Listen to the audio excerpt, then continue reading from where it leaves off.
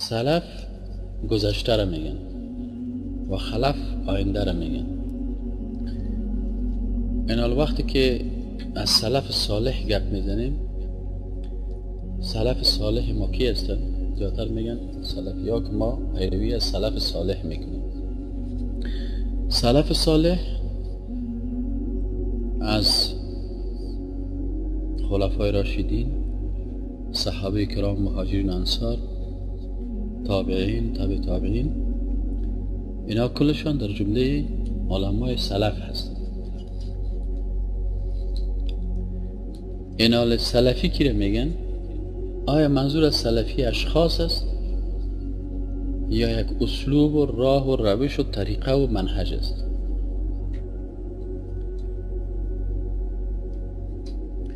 سلف خود صحابه و تابعین و تابع تابعین شده. سلفیت چی است؟ اونمو فهم و روش و طریقه که ابوبکر صدیق و عمر فاروق و عثمان رضی الله عنه و علی رضی الله عنه و مهاجرین و انصار، صحابه، تابعین و تابع تابعین یا قرآن و سنت چه قسم فهمیده بودن؟ اینه میره سلفیت میگن. ما با کدام روش، مثلا من وقتی که قرآن میخونم با فهم خود قرآن بفهمم یا با مو فهمه که رسول الله صلی الله علیه و سلم فهمیده بود بر ما تشریح کرد؟ از رسول الله صلی الله علیه و سلم کی فهمید قرآن و سنت؟ شاگردایش که صحابه کرام بودن.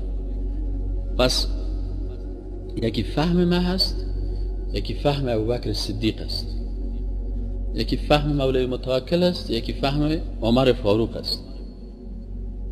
اگر مردم بیان به فهم ما و ازی بگیرن یا خلفی شدن، اگر به فهم از اونا گرفت تو چی است؟ سلفی است. پس ایناله اگر کس میگه که مثلا من حنفی هستم، هیچ امکان نداره که یک نفر واقعا پیرو امام ابو حنیفه رحمت الله علیه باشه و او سلفی نباشه. چرا امام ابو حنیفه از جمله کی است؟ سلف صالح است. پس بین حنفیت و بین سلفیت هیچ فاصله وجود نداره. خیلی مشکل در چی هست که حال اختلاف پیدا میشه؟ اختلاف دی پیدا میشه که ما خود پیرو امام ابو حنیفه رحمت الله علیه میگیریم، اما با راهی که امام ابو حنیفه رحمت الله علیه بر ما راهنمایی کردن به او راه نمیریم. امام ابو حنیفه رحمت الله علیه چی گفت؟ برای ما تو که میگیم الله سه ما پیرو امام ابو حنیفه هست، خلاص او بر ما صراحتا گفته که اذا صح الحدیث فهو مذهبی. وقتی که حدیث صحیح شد اینمی مذهب ما هست. چرا امام ابو حنیفه رحمت الله علیه مذهب خود از چی گرفته؟ از قرآن و بعد از چی؟ از سنت گرفته. آل امام صاحب ابو حنیفه چرا این گفته گفت؟ بخاطر که امام صاحب میفهمید که بسیاری احادیث برای ما نرسیده، ما اجتهاد کردیم. و در بعض اقوال خود میفته دید که یک شاگردش نشته میکنه، گفت کل چیز از من نشته نکنین، امروز من یک سخن میگم و فردا از این سخن خود چی میکنم؟ بر میگردم سخن دیگه میگم. اجتهاد است. علامه ابن عابدین و دیگه فقهای احناف ما خودم خواندم میگن که اگر یک انسانی که خود حنفی میگه و به حدیث صحیح رسول الله صلی الله علیه و سلم عمل میکنه، ای از مذهبم خارج نمیشه. چرا؟ به خاطر که به قول امام خود چی کردن؟ عمل کردن. حالا ما اونجا حدیث هم میفهمیم که وحی است از آسمان و علمای حدیث میگن حدیث صحیح و اونجا قول یک عالم میفهمیم.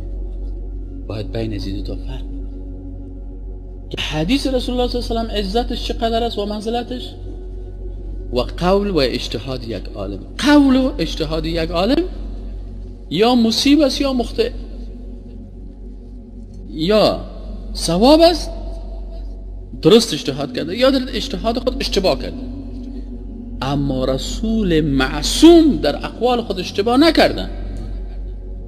احادیثی که ضعیف و ساختگی هست به دروغ به رسول الله نسبت داده شده، قول رسول نیست. اما آنچه که رسول الله صلی الله علیه و گفته، قولش، فعلش، عملش، به خاطر از اینکه اونجا معلمش بالای سرش جبریل امین بود و او را تصحیح میکرد. آل موتوم آیا تو فکر میکنیم که امام صاحب ابو حنیفه رحمت الله علیه امیال در مجلس ما موجود می بود و باز بر موضوع میگفت که نه قول مرا بگی قول پیغمبر ترک کن، اجتهاد مرا بگی حدیث صحیح رسول الله صلی الله علیه و ترک کن؟ ابدا این حرف نمیگفت. او میگفت که اذا صح الحدیث فهو مذهبی، اگر حدیث صحیح شد اونم راه روش ما هست. و در هر چهار علمای اهل سنت گفتن که وقتی حدیث صحیح رسول الله صلی الله علیه و یافتی سخنای ما را در دیوال بزن، یعنی گپای ما را اوسو پرتو. اینال کسایی که میخواه که والا نیسه ما حنفی هستم دروغ میگه، غیر مستقیم. امام ابو حنیفه رحمت الله علیه سرش تومت میکنن و برای مردم رو چی نشان میدن؟ غلط نشان میدن، غلط نشان میدن، در حالی که امام صاحب قسم نبود. از این خاطر هر کسی که حنفی است و حنفی حقیقی هست، پیرو امام ابو حنیفه است، هیچ امکان نداره که سلفی نباشه. چرا که سلف کی هست؟ صحابه هست، تابعین است، تبع تابعین است. و امام صاحب ابو حنیفه کی بود؟ تابعی بود. و از چی پیروی میکرد؟ از قرآن. از چی پیروی میکرد؟ از سنت صحیح رسول الله.